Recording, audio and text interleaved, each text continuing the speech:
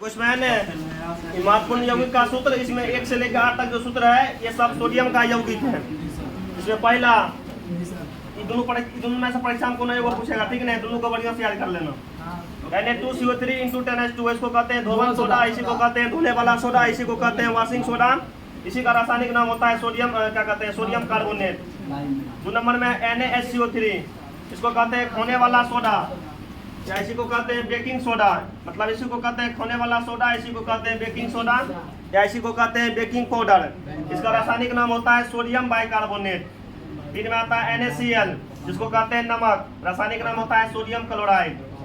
उसके बाद NaOH, इसको कहते हैं कास्टिक सोडा, इसका रासायनिक नाम होता है सोडियम हाइड्रोक्साइड, इसी को कास्टिक सोडा कहते हैं।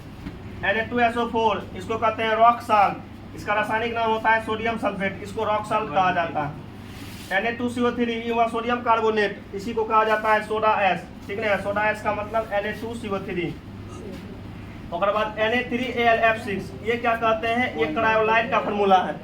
क्रायोलाइट भी परीक्षा में एक बार पूछा था, परीक्षा लिए थे यहाँ, तो इसमें भी था क्वेश्चन। क्रायोलाइट का फार्मूला होता है Na3AlF6।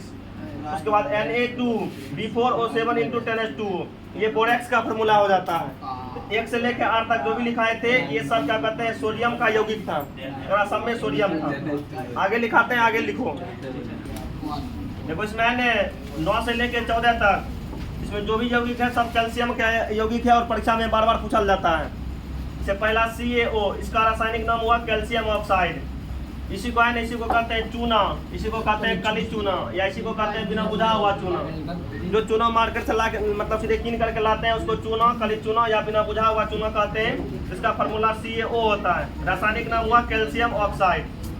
इसमें जब पानी मिलाते हैं ना तब बनता है CaOH का होल 2, इसका रासायनिक नाम होता है कैल्शियम हाइड्रोक्साइड, या इसी को कहते हैं बुझा हुआ चूना, इसी को कहते हैं भाखड़ा चूना, या इसी को कहते हैं चूना जल।